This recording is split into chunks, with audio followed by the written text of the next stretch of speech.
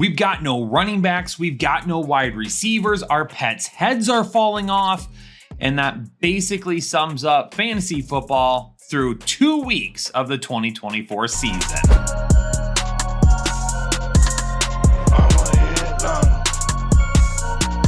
Yo, what's going on, Headliner Nation? I hope your team is surviving the plethora of injuries that we are experiencing right now. But if you're here watching this video, it means you haven't given up. Good for you. Let's keep fighting forward. Work the waiver wire. Make smart trades if you need to. But more importantly, consume all of this information so we are setting the optimal lineup this week and we can get back on track with only dubs in week 3. And maybe you're new here, or maybe you just need a quick refresher. What is it that our start and sit videos do to help you optimize your lineup? First and foremost, we need to hop into the matchups. We take a look at the yards, touchdowns, and fantasy points allowed by the defenses your players will be going up against. And then the defensive matchup rating is right below each of the players' names. But then we assign them a risk designation afterwards, anywhere from low risk to high risk, trying to figure out how risky a player is on any given week. Does he have a solid floor? Does he have more upside? Is that upside going to be difficult to hit? And then by paying attention and listening to all the information, you'll be able to set your optimal fantasy lineup by deciding, can I deal with that risk this week, or do I need to find someone a little bit safer? Thursday Night Football in week 2 was a whirlwind of emotions, but what will the Patriots and the Jets bring us in week 3? So far, it's been really difficult to pinpoint any of the Patriots wide receivers that have separated themselves. In week 2, Hunter Henry led the team with 12 targets. Then the second most targeted player was Rhamondre Stevenson. No wide receiver on the team saw more than 3 targets. And that's just been the game plan to start the year. They're pounding the ball with Rhamondre Stevenson. Even Antonio Gibson got a few looks last week. And then Jacoby Brissett, he's just looking for those high percentage throws. They're not really driving the ball down the field. And they're certainly not targeting the wide receivers in a manner that would allow them to reach any type of upside. It's possible one of these guys still get going, or maybe Hunter Henry is going to be the number 1 receiver. The only thing we know for certain with this team is that it's run first and play great defense. The Patriots allowed over 100 receiving yards to DK Metcalf and Jackson Smith-Njigba last week, and now they have allowed the 3rd most receiving yards to wide receivers on the season. Maybe it's time for Garrett Wilson to finally get going. Outside of the receiving yards, the Patriots really haven't allowed a whole lot of fantasy points to the wide receiver position, so maybe the ceiling isn't super high. But if there's a lot of targets for Garrett Wilson and he can turn them into yards this week, it could definitely be his best performance of the season. For you owners that have Malik Nabers in your lineup, I did my best to hype up Daniel Jones so Nabers could have a big game last week. And it happened, but it was against a really bad defense, and I don't know if they're going to be on track for the same type of performance this week. Nabers is currently 2nd in the NFL in targets and 4th in receiving yards among wide receivers. The dude is getting all types of volume, and while the secondary can be a little shoddy for the Cleveland Browns, the pass rush can definitely get home. So Malik Nabers this week is all about Daniel Jones maybe getting out of the pocket, getting himself comfortable, and making some solid throws. Now, the range of outcomes is super big for Malik Nabers, but the reason that he's a low risk player for me this week is because of the volume. He could see 15 targets this week, and if he sees 15 targets, at worst, you would think that he catches 7 or 8 of them, and his big play ability will allow him to pick up yards. That right there gives him a decent floor. Now, he becomes riskier depending on how much of a ceiling you need, because Daniel Jones really could mess it all up. And if he keeps throwing too many picks, that's going to become an issue, and that's really going to hurt Malik Nabers. This is really just an average matchup for the Cleveland wide receivers, but based on what we saw last week, it doesn't matter how many targets they get. They're not doing a whole lot with them. Moore and Cooper each had 8 targets. Jerry Jeudy had 6 targets. But the 3 of them combined for only 128 receiving yards. That's only 5.8 yards per target. that's disastrous. They have got to start playing better, and that all relies with Deshaun Watson. And until we start to see him look way more like the quarterback that he was in Houston, which he may not be anymore, these wide receivers are highly volatile and don't carry a whole lot of upside. Green Bay was already going to have a tough matchup with the Tennessee Titans, but Malik Willis is not going to make that any easier. He only had 14 passing attempts last week, and that's not going to be nearly enough to give these wide receivers a ton of upside. Outside of a 32-yard completion to Romeo Doubs and then a short touchdown to Dontavian Wicks, there wasn't a whole lot to like about this passing game. There's not a whole lot of deep threats, and there's not a whole lot of big plays out of it, and really Malik Willis is using his legs to try and extend plays.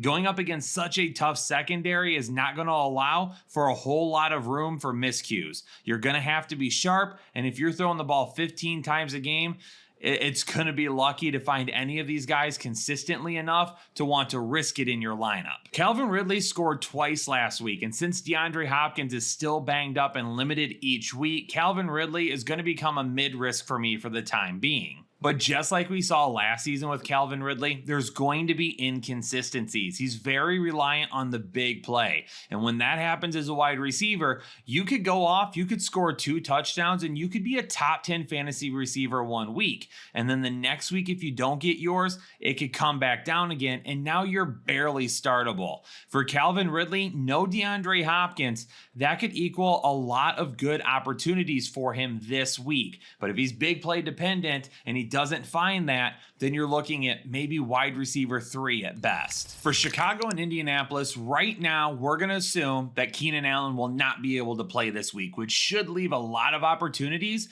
for DJ Moore and Rome Odunze to finally make a mark on this season. But it's all going to rely on Caleb Williams. Can he have his breakout performance? DJ Moore had 10 targets last week in a much tougher matchup. Indianapolis so far this season has been allowing quite a few points to the wide receiver position. Both of these guys could end up having a really big day. But once again, it's all on Caleb Williams. Michael Pittman, unfortunately, to start this season has been far riskier than what we had anticipated or hoped for. Now, he is currently top 20 in target, so he's getting the looks from Anthony Richardson. Unfortunately, Richardson is just struggling over the middle of the field right now. Some of that rust from all that time off last season after his injury just is not gone. But he's throwing the ball down the field well. That strong arm that we saw coming out of college absolutely is still there, and the accuracy down the field is just fine. We just got to get them on the same page over the middle of the field. If the targets keep progressing the way that they are and Richardson can get more accurate over the middle of the field, Michael Pittman is going to get back to that safe wide receiver 2 floor that we saw quite a bit last season. I do say that we need to take Alec Pierce way more seriously, though. There was a lot of people that were on board with Adonai Mitchell being that deep threat on the outside, but so far with 2 touchdowns in 2 weeks, it's been Alec Pierce. Could things change a little bit when Josh Downs is healthy? Absolutely. But I don't think it's going to affect Pierce all that much. I think what we may end up seeing is Michael Pittman and Alec Pierce on the outside, and then Adonai Mitchell and Josh Downs splitting snaps at the slot position. Right now, Alec Pierce is a tremendous deep threat. And once again, with this matchup, we might not be able to see a ton of volume over the middle of the field for Michael Pittman, but all it takes is that one big shot for Alec Pierce down the field. Houston and Minnesota is going to bring a matchup that we've only seen one other time, and that's Stefon Diggs and the draft pick that he was traded for, Justin Jefferson. And as far as the target distribution goes in Houston right now, Nico Collins is currently the wide receiver 3 on the season and 7th in targets. Stefon Diggs is the wide receiver 24 right now, and he's 27th in targets, but it's Tank Dell that I think is catching a lot of people off guard. He's 31st in targets right now, so he's only a few spots right behind Stefon Diggs,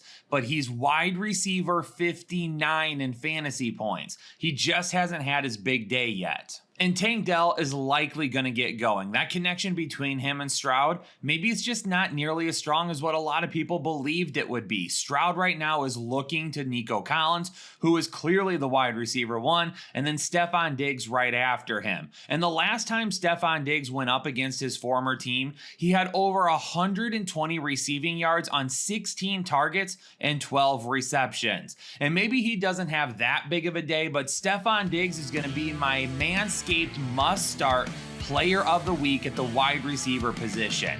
I absolutely love this matchup for Stefon Diggs, and I think that he could go off against his former team, and I think Stroud is going to help him with that as well. And Stefon Diggs is going to be going up against his ex-team this week, and he's going to want to feel and look his best. And guess what? You want to do the same if you ever come face-to-face with your ex. So head on over to manscaped.com and check out all of their amazing tools that help you look and feel your best as well. And when you get ready to check out, use code word Headliners20. You're going to get 20% off your entire order and free shipping. And not only that, I'm feeling so good about Stefon Diggs that I went over to Underdog and I put in a spicy ticket where I took his receiving line and didn't just bump it up once, I bumped it up twice to 79.5 receiving yards for a 2.65 multiplier. Yeah, I really like Stefon Diggs this week, and I think he's going to have a great day going up against his former team that currently allows the 9th most receiving yards to wide receivers. Houston's defense got pushed around a little bit by Anthony Richardson in week 1 with the deep ball, and right now they currently allow the 11th most fantasy points to wide receivers and the 7th most receiving yards. But out of the 330 passing yards they've allowed, 212 were to Anthony Richardson. So as of right now, we've seen the bad against Richardson and we've seen the good against Caleb Williams. This Houston secondary may be right in the middle, and going up against Sam Darnold and Justin Jefferson will give us a little bit better look at exactly what we have in store. But Justin Jefferson should be in for a fine week and will be the #1 target in an offense that may still be missing Jordan Addison. Now, Justin Jefferson did have a little bit of a quad injury, but it doesn't seem to be affecting him. So he should be 100% ready to go in a matchup where he will definitely be needed at home if Minnesota is going to continue to stay undefeated. And if for some reason we find out that Justin Jefferson may end up being limited this week, then maybe we do need to take a look at Jalen Nailor just a little bit more. I think it's kind of close to what we saw last week. If Houston is winning and Minnesota is playing from behind, Jalen Nailor could find himself with a touchdown at any point in time while Minnesota is throwing the ball. But I don't know if I would really risk it unless I'm looking for like a wide receiver 3 spot and I'm decimated with injuries. It sounds like we could potentially be missing A.J. Brown for a couple of more weeks. So Devontae Smith is going to carry some wide receiver 1 upside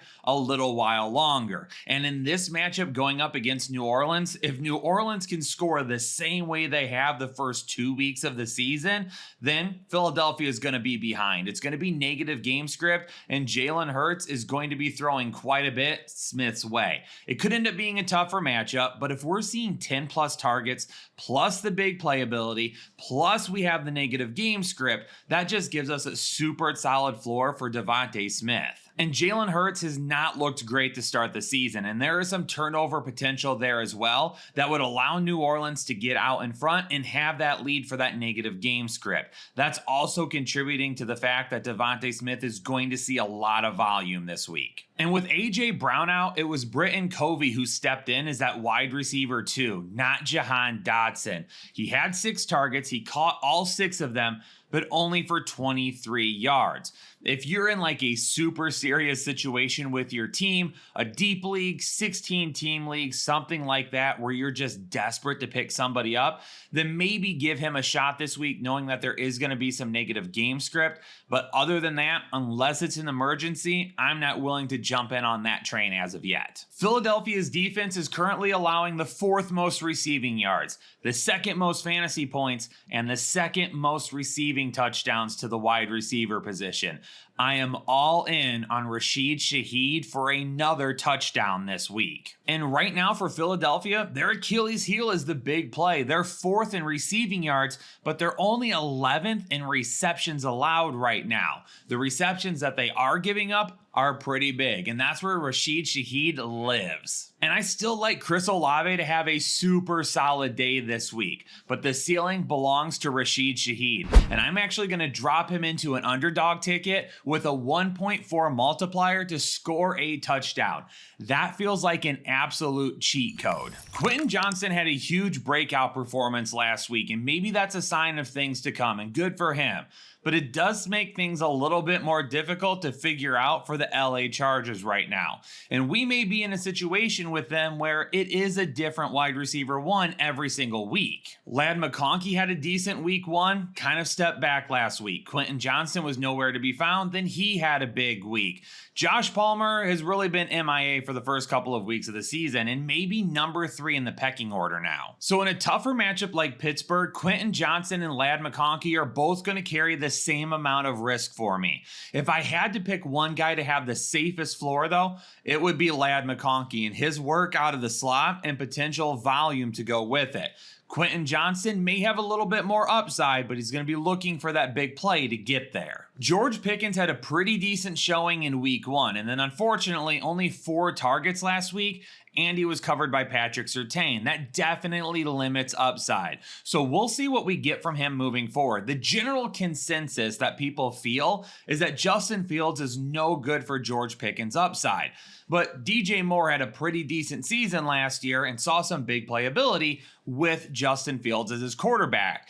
DJ Moore is head and beyond George Pickens. George Pickens is a good wide receiver. DJ Moore is one of the better wide receivers at the NFL level when you talk about just pure talent alone. So when you take a look at what George Pickens can do with Justin Fields, we do have to hope that they push the ball down the field a little bit more often this week. And going up against the Chargers, there is that opportunity if the Chargers can get out in front and make Pittsburgh need to throw it to keep up a little bit more. Through the first 2 weeks of the NFL season, Bo Nix has attempted the 3rd most passes of any quarterback. But they're not really resulting in anything because as of right now, Josh Reynolds is the only wide receiver to go over 100 yards in both games combined. He also only has 9 receptions in 2 games, which isn't awful, but for that many passing attempts, I would hope there would be more completed passes. Courtland Sutton only has 5 catches through 2 games right now. Bo Nix has just not been super accurate to begin the season. And maybe it's the offense, maybe it's him, maybe it's going to take some time. Maybe the concerns we had about him coming out of the draft are absolutely valid. But until they get that figured out and until they start completing more passes, this is not going to be a wide receiver group that I'm looking to start. So far to start the season, Denver's secondary has allowed the 4th fewest receiving yards and the 2nd fewest fantasy points to the wide receiver position. And Mike Evans is going to have a little bit of risk once again this week being covered by Patrick Surtain. Now, the matchup last week against Detroit was good. He just didn't cash in because Chris Godwin did so good. And I would expect another Mike Evans performance this week that is kind of so-so. He'll get back on track, but Chris Godwin not having to worry about Patrick Surtain could be in a really good position this week. Throughout the first 2 games of the season, Surtain has only allowed 5 receptions and 55 receiving yards. So really when we take a look at what Mike Evans could do this week, definitely a much lower floor, and if he were to hit any type of a ceiling, it would probably need to be a broken play or they motion him away from Surtain and he takes advantage of it. The switch to Andy Dalton in Carolina will definitely be interesting, and maybe it does unlock some of the fantasy potential that this offense just has not been able to figure out. But the one thing we will figure out is whether or not Bryce Young was the problem or this offense as a whole is just the problem, and it could go either way. If I had to bet on one person, though, through the first week with Andy Dalton, it would be Diontae Johnson. Xavier Legette is just a little too big play dependent for me to want to bank on this week, and Adam Thielen just doesn't have the same burst anymore the way Diontae Johnson does. So if I want to bank on any of these wide receivers, it would be Diontae Johnson. Not really wanting to risk putting either of the other guys in my lineup unless you're super desperate for somebody and you're willing to throw that dart. The good news is I do anticipate Carolina playing from behind in this game. And if that happens, there will be more passing opportunities and more opportunities for volume. The only thing I'm worried about with Davante Adams this week is blowout potential. If Las Vegas can put it to Carolina and beat them solidly, Davante Adams may not see as many targets as we would like. Hopefully he takes advantage of any targets he gets in the first half, and he has a big first half. So then whatever we get in the second half is icing on the cake. Jakobi Meyers, super low ceiling for me, but a decent floor because more than likely to begin the game, they will be throwing it a little bit more often, and Carolina's defense just isn't that great. Miami at Seattle is going to bring a ton of question marks and a ton of concern this week for those of you that have Jalen Waddle and Tyreek Hill. Skylar Thompson last week was the first game action that he has seen since the wild card round of 2022. And back then when they played Buffalo, Thompson, he wasn't awful. Miami almost pulled out that victory. Tyreek Hill saw 15 targets and had 7 receptions. Jalen Waddle had several receptions as well, but unfortunately, the ceiling wasn't there. Tyreek Hill barely had 60 receiving yards. Jalen Waddle barely had 40 receiving yards. And because of that, there's a lot of concern against this tough secondary for the Seattle Seahawks that any type of upside could be found this week. Right now, Seattle is allowing the 3rd fewest receiving yards and the 5th fewest fantasy points to the wide receiver position. And while Skylar Thompson may not be the worst person in the world to be starting a game for the Miami Dolphins, he's definitely in a position where he needs to get the ball into his playmakers' hands, and they need to make plays after the catch. The one thing that I can say that is the difference between this team and that team back in the wild card round is the run game. Jeff Wilson was the starter in that game, and he only ran for 23 yards on 10 carries. Devon Achane is way more explosive, and Seattle has to pay a lot of attention to him. Hopefully a more explosive run game will help open up things over the middle of the field. Seattle can't just bank on stopping the pass. They have to stop the run as well, so there's more opportunities for explosion after the catch with Tyreek Hill and Waddle both. Miami's secondary is super tough. Then you add in the fact that you really don't know on any given week. Is it going to be DK Metcalf, Tyler Lockett, or Jackson Smith-Njigba? Week 1, it was Tyler Lockett. JSN and Metcalf were both pretty quiet. In week 2, Lockett was quiet. It was Metcalf and JSN who had a big day. But Miami's secondary is a lot better, and it's going to be tough to find opportunities against them. But here's the part that becomes really concerning to me. What if Skylar Thompson can't get the job done? What if Miami can't move the ball? What if Seattle's defense is so good that Seattle, they score a couple of touchdowns, and then at that point, Miami just can't get it done? Then we could see an opportunity where the passing volume isn't nearly as high, and the positive game script for Seattle just doesn't allow them to pass the ball and reach the upside for these 3 guys.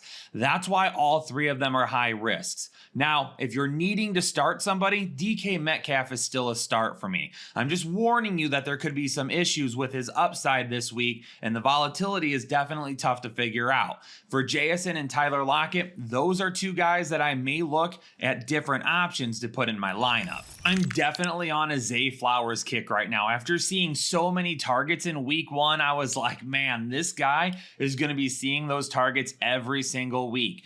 10 targets in week 1, several of them called back due to penalties, and then another 11 targets in week 2, plus a touchdown. Right now, he's 4th in the NFL in targets, and if this keeps up, he'll end up staying up there for the entire season. Now, the matchup this week is going to be a little bit tougher than what we would like, but that's okay. The volume alone with another potential 10 plus targets is all I want to see to give Zay Flowers a really nice floor. And I like his floor so much, I'm going to head on over to Underdog, and I'm going to take his current line of 54.5 receiving yards and go over on it.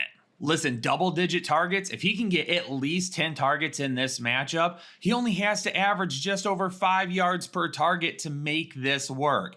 Volume is the key here. If you said in this matchup, which is a tougher matchup, that he was going to get 10 targets, but his line was at like 75 receiving yards, then I probably wouldn't be on it. But this number here, absolutely doable. For Dallas, we do have some questions. Is Jalen Tolbert the wide receiver 2 now? Will Brandon Cooks be the wide receiver 2 again? Did it just have to do with the game script last week that allowed Jalen Tolbert to be better than Brandon Cooks? I mean, we know CeeDee Lamb is the number one in this offense, and he's the number one really and basically all of football right now, with Tyreek Hill not having Tua at his side.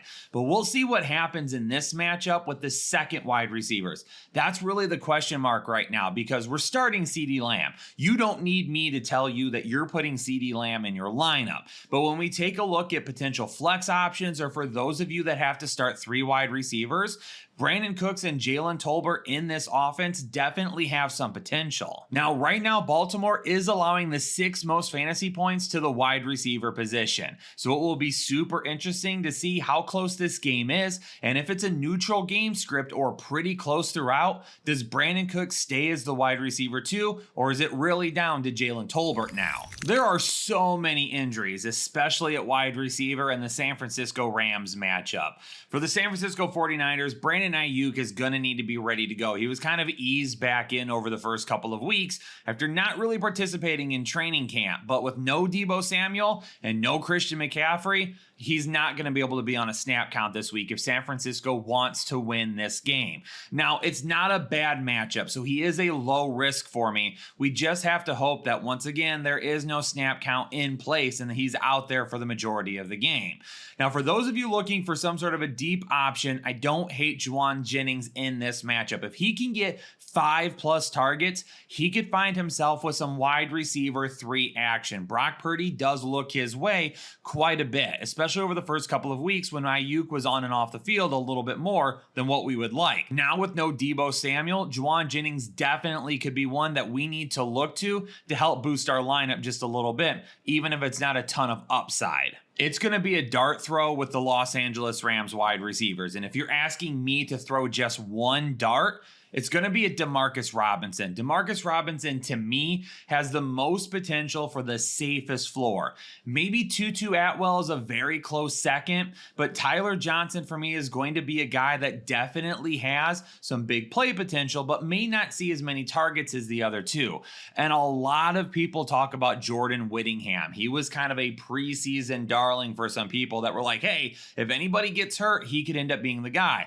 But only 1 target last week, and I don't know if he really fits into the equation with Demarcus Robinson, Tyler Johnson, and Tutu Atwell kind of in front of him as of right now. So once again, if you need me to throw a dart, it's Demarcus Robinson. He's got a lot of risk though. Not nearly as much risk as like what Tutu Atwell does, but if I'm trying to figure out who's got the goods this week, it's Robinson, Atwell, Johnson, and Whittingham. Well, here's the good news. For those of you that invested in Amon-Ra St. Brown early, y'all are good. For those of you that invested in Jameson Williams late, you're also good. They can coexist and they can both give us fantasy production. If you're a member and you watched my film breakdown on Amon-Ra St. Brown from week 1, it was more about Jared Goff missing him than him not being included in the game plan. In week 2, St. Brown had a huge week. Jameson Williams not as big as week 1, but still fantasy viable.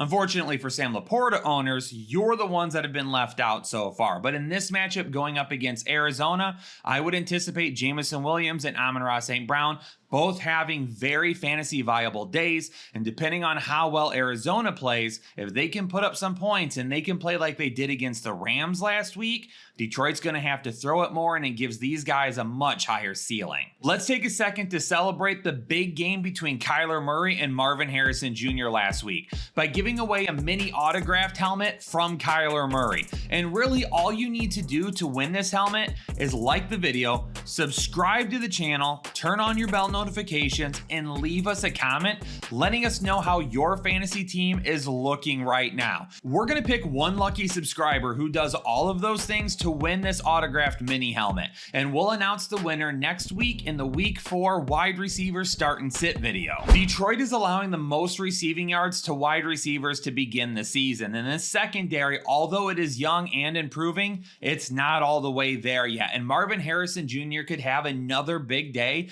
against the Lions. If that ends up happening, expect a big back and forth and a lot of offense in this matchup. And maybe he doesn't have the huge first half that he did last week, but I do expect him to be consistent throughout this game. And really, a lot of it is going to depend on the score. We know Detroit is going to do a pretty good job of shutting down the run. They do that all the time. If this is a game where Detroit's offense figures it out and they look much better than they did in weeks 1 and 2, then they're going to be throwing an awful lot, and the Kyler Murray, Marvin Harrison Jr. connection could definitely be on point this week. Kansas City and Atlanta on Sunday Night Football should end up being a really fun matchup, and the Atlanta secondary has played very well to begin the season. Rashee Rice gets more than enough targets to have a safe floor every single week, and he's probably one of the safest weapons in this offense as of right now.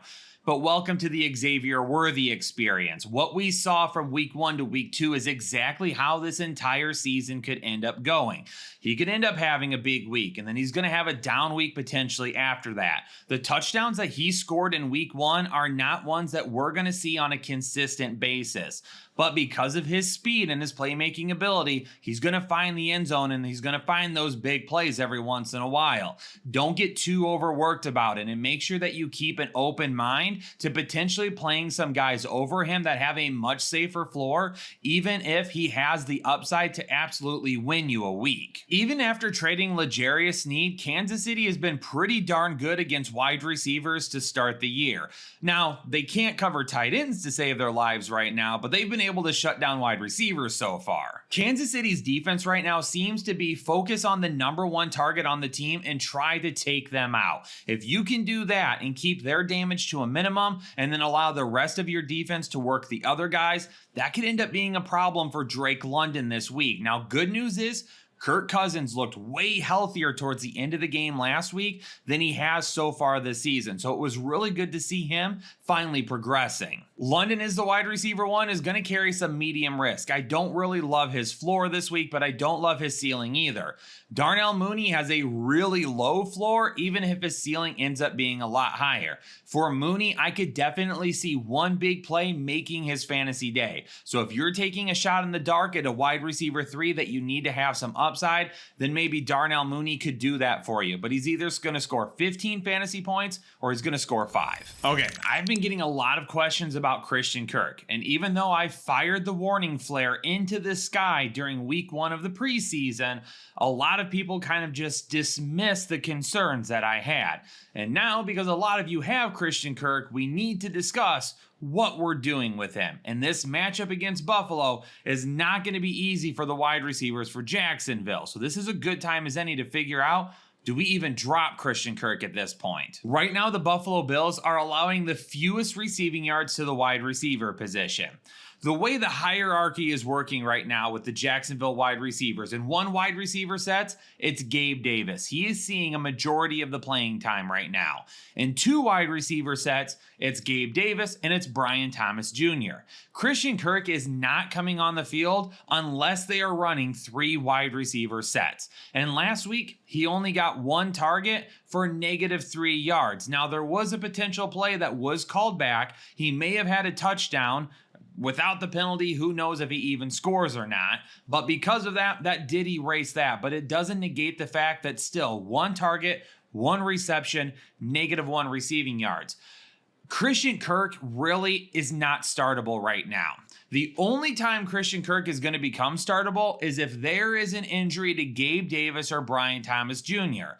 So you need to make a decision. Are you willing to hang on to Christian Kirk and just let him sit on your bench? Maybe there's an injury where you can use him later on, or do you cut him loose right now, and if that injury does end up happening, you try to pick him back up later. And maybe there's an opportunity for a Gabe Davis revenge game this week. I do think that he has tremendous upside, but because of how good the Buffalo secondary has been, I do think there's a whole lot of risk with it as well.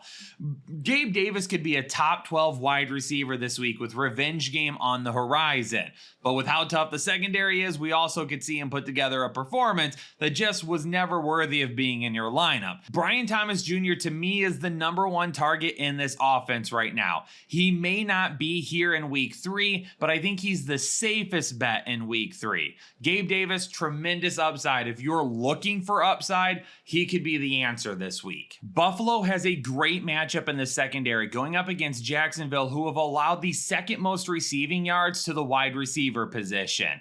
Khalil Shakir is the safest floor for me. I would not be shocked if he sees the most targets and has the best day. But if you're shooting for some upside, Keon Coleman could end up having that breakout performance this week where maybe he finds a couple of big plays, one of which could end up going into the end zone. 8 targets and 6 receptions sounds like a decent fantasy day, unless they only result in 22 receiving yards. And that's what happened to Terry McLaurin last week. And unfortunately, Scary Terry isn't all that scary right now with Jayden Daniels. Cincinnati has allowed the 4th fewest receiving yards to wide receivers this year. And last week, they held Patrick Mahomes to the 2nd fewest passing yards that he's ever had in a game. So is this the week Scary Terry gets going? Probably not. I'm not really looking forward to watching this offense try to take on the Cincinnati Bengals.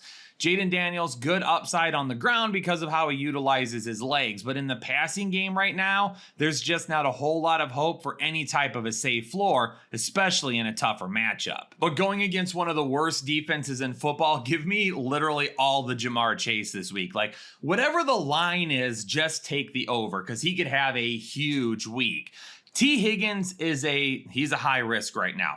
It sounds like he may be able to play. It sounds like he was getting closer and he's progressing. If he does play, I'm only going to move him to a medium risk because how many times have we seen T. Higgins be like, yep, I'm good to go. He goes out, maybe plays a couple of plays or one drive, and then we don't see him again. It's happened at least a couple of times so far. So T. Higgins does have a lot of risk right now for me. Andre Yoshivas is definitely a guy fantasy owners are looking at right now. 2 touchdowns last week, and there was a lot of talk about him back in week 1. It's risky, right? Because the 2 touchdowns that he had last week didn't come with a whole lot of volume, and they were in short yardage situations. And if T. Higgins plays this week, he's definitely not going to be a guy that we're looking towards.